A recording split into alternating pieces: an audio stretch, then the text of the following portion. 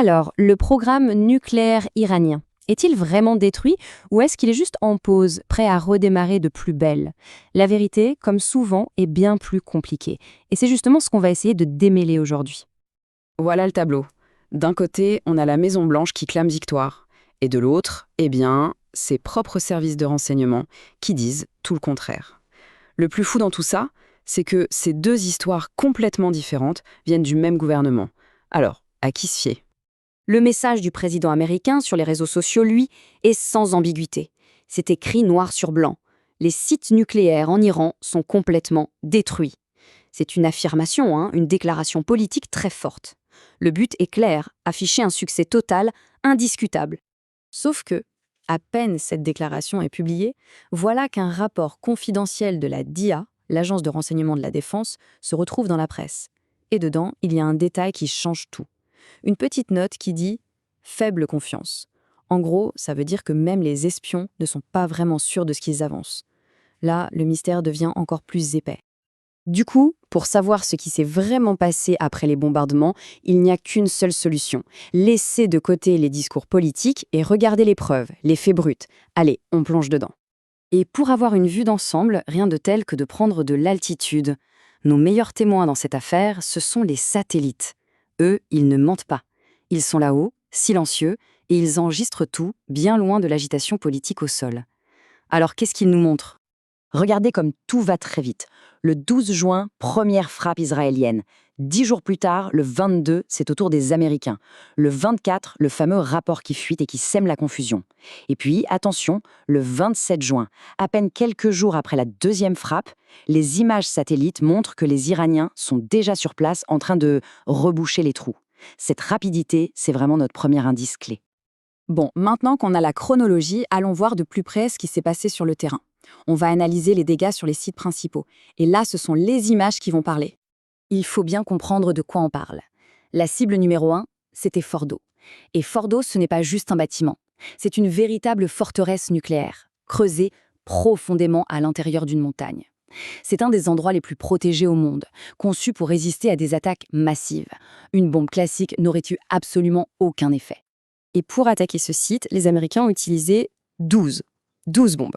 Mais pas n'importe lesquelles. On parle de MOPS, des Bunker Busters, des monstres de plusieurs tonnes, conçus spécifiquement pour pénétrer des dizaines de mètres de béton et de roches avant d'exploser.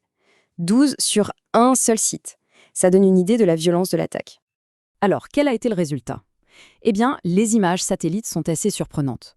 On voit bien qu'il y a de l'activité. Il y a des engins de chantier, des nouvelles pistes en terre qui mènent au point d'impact, les cratères qui sont en train d'être comblés. Mais ce qui est vraiment intéressant, c'est ce qui ne bouge pas. Les débris des frappes israéliennes, toujours là. Les entrées que les Iraniens avaient eux-mêmes bloquées avant les attaques, toujours bloquées. En fait, l'activité semble très ciblée, très limitée. Et cette analyse, ce n'est pas juste une interprétation au hasard. Les experts qui scrutent ces images à longueur de journée arrivent à la même conclusion. L'un d'eux, Joseph Bermudez, explique qu'en gros, les Iraniens ne sont pas en train de reconstruire. Ils sont, selon ses propres mots, en train d'évaluer le trou. Ils cherchent à comprendre ce qui s'est passé, à mesurer l'étendue des dégâts à l'intérieur. La conclusion, après des mois d'observation, est donc assez nette. Pas de course effrénée à la reconstruction. L'Iran semble se contenter de sécuriser la zone et d'évaluer les pertes. En clair, sur ces sites-là, le programme est à l'arrêt. Pour le moment. Mais attention, ce serait une erreur de croire que l'histoire s'arrête là. Ce n'est pas parce que ces grands sites sont hors service que tout le programme est anéanti. En fait, le vrai danger, la plus grande menace, se cache peut-être là où les satellites ne peuvent pas voir. Et c'est là qu'on arrive à la question qui hante tout le monde. On sait que l'Iran possède environ 400 kg d'uranium hautement enrichi. C'est un matériau qui est presque au niveau militaire, un cheveu de ce qu'il faut pour fabriquer une arme nucléaire. Les bombes ont détruit les bâtiments, mais ce stock d'uranium, il est où? Et on ne parle pas de quelque chose d'abstrait. Ce stock, il existe. Il est suffisant pour fabriquer entre 9 et 10 bombes nucléaires. Le problème, c'est que ce matériau peut être stocké dans des conteneurs, déplacé et caché n'importe où dans un pays immense. Et aujourd'hui, personne ne sait où il se trouve. C'est le grand point d'interrogation. Et ce n'est pas le seul mystère. En plus de l'uranium, il y a des renseignements qui parlent d'un troisième site d'enrichissement, secret celui-là. Il y a aussi un autre complexe en construction dans une montagne, qu'on surnomme montagne pioche, qui n'a pas été touché. Et enfin, il y a le facteur humain. Au moins 14 scientifiques de haut niveau ont été tués. C'est un coup dur, ça ralentit les choses, c'est sûr. Mais ça n'efface pas des décennies de savoir-faire accumulés. Alors, au final, quel bilan peut-on tirer? D'un côté, oui, les frappes ont fait d'énormes dégâts. C'est un fait. Mais ce qui est peut-être plus important, c'est qu'elles ont complètement changé la donne. On entre maintenant dans une nouvelle phase, une phase beaucoup plus floue. La suite va dépendre de 3 grands facteurs.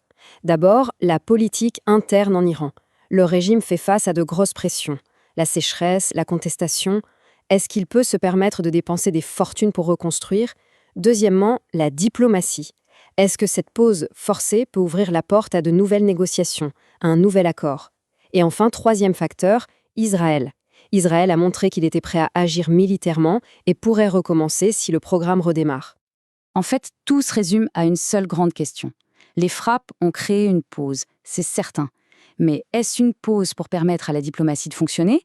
Ou est-ce que c'est juste le temps qu'il faut à l'Iran pour déplacer son programme encore plus profondément sous terre, dans l'ombre, là où il sera intouchable? La réponse déterminera l'équilibre de toute une région pour les décennies à venir.